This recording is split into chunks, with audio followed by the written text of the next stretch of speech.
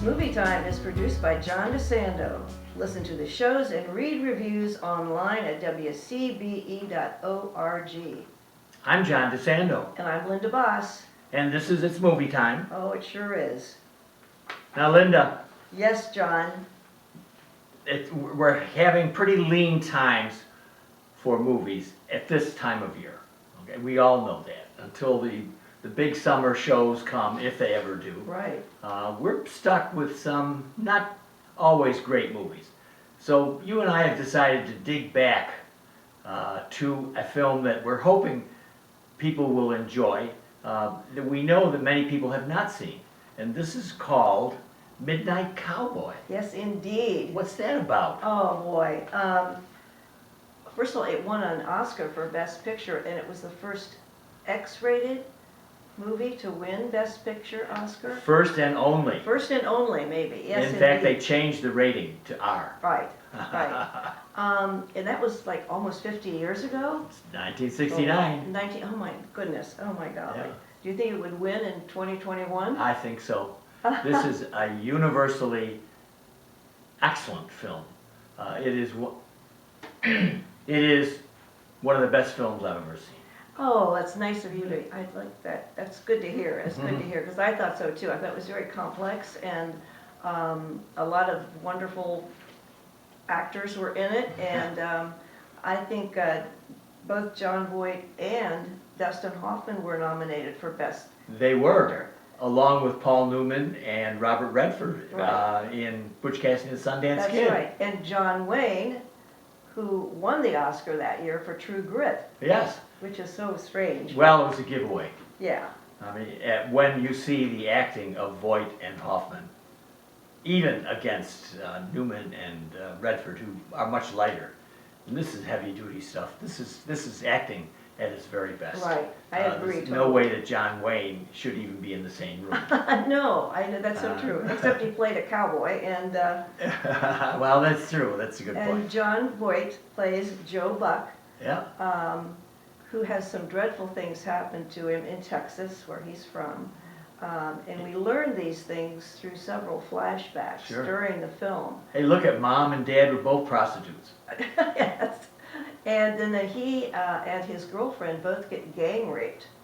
And I think it was after that he decided to get on a Greyhound bus and travel to New York City. Right. Um, The bus is a prominent motif. It occurs again at the end of the That's film. right, that's exactly right, yeah. It has the memorable song. Everybody's talking. Yeah, Harry Nilsson, I think is the name Yeah. of the. Everybody's talking at me. And it fits so perfectly for Joe Buck in his kind of naive Right. Oh, optimism. He is so naive. He's going to be a stud in New York City Yeah. because of all these frustrated middle-aged women. Oh He knows my- they're there. Yes, He's- right. He's going to make bucks for Joe Buck. Yes, but it's ironic that his first customer, I guess you could call it, she tricks him into giving her $20.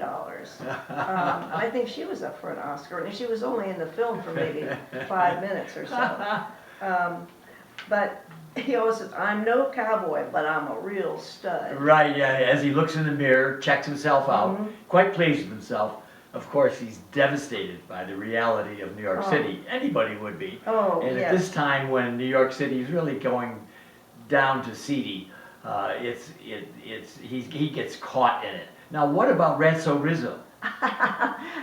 He is played by Dustin Hoffman, which he just came out of the film The Graduate. Oh, just And he's such a two opposite roles that Oh. he's playing, but he turns out to be a fast-talking con man. And I can't remember exactly how they meet up. oh, I think they're sitting next to each other, like in a diner, perhaps. Okay. And they start talking. Right. But I mean, yeah, you bring up a very important point. Dustin Hoffman, his career had just taken off with The Graduate, Right. and he smartly chooses.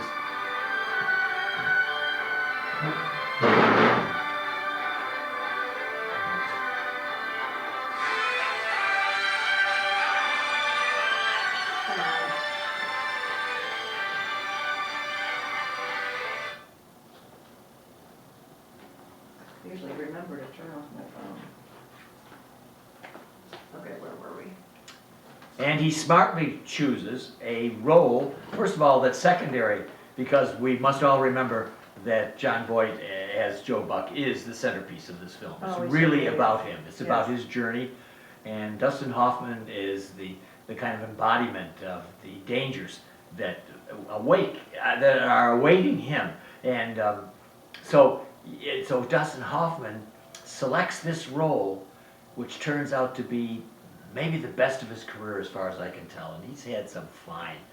But the two of them together as a team, Oh. they're as effective as Butch Cassidy and the Sundance Right. Kid, and they're more profound. Oh, profound is a perfect word. There are so many shots in the film of Joe Buck walking down the street with Ratso. I know. I mean, And, one of the great things I was just thinking about, Lenny, was as you see it, the long shot with Joe Buck in the crowd. And we're all remember when we walk down New York, you're just lost in that crowd. But he's taller than most people. Exactly. And so he perfectly stands out in his Right. cowboy hat. Oh, indeed, indeed. And he has a room in a hotel that overlooks. Who does? Joe Buck. excuse me. Okay, Joe Buck, Joe yeah. Buck has a hotel room overlooking Times Square. And you get to see the squalor and the mobs of people walking down the street. And it was just a different time in New York. So that I found very interesting, these shots of New York and all the people. And of course, Joe Buck gets in with the wrong crowd. They're just a bunch of hustlers, and of course one of them is Ratso Rizzo. And Ratso cons him out of $20 at least. And the first lady he has an encounter, I think you mentioned it, Yeah. cons him out Of of money. $20. So the Yep. poor guy Oh, is I know. just, and he remains, to me, just optimistic and naive. He Yes. remains naive. He's handsome, but he has this soft face that looks very innocent. Yeah, And I think that's why people took advantage this of is it. one of the faces that bred Angelina Jolie. That's right. So it's a beautiful face, but you're right, it is naive, it is vulnerable, as he is. And so the two of them, so what's the romance of this film? What's the real romance? I think it's their friendship. Yes. And of course, it has no romantic involvement.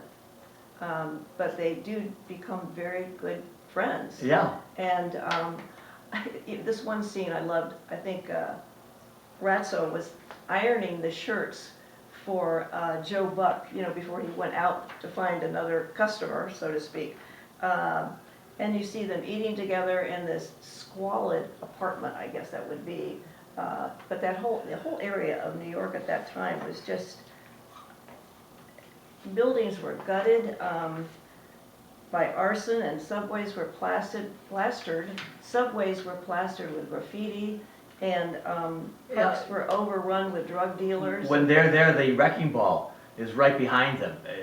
Certainly a very heavy-handed metaphor for everything that's falling apart Right. in their lives and in New York.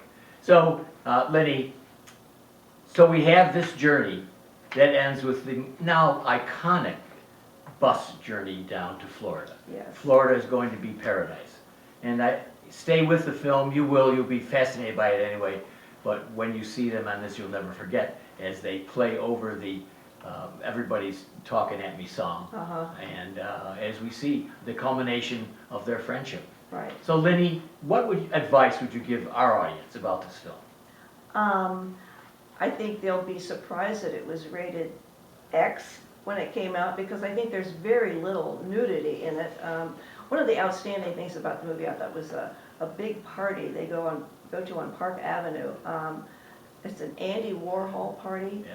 And I think they get invited because as a couple, when you see them together, they're just so strange. Talk about an odd couple. So I think they got invited to this party Okay.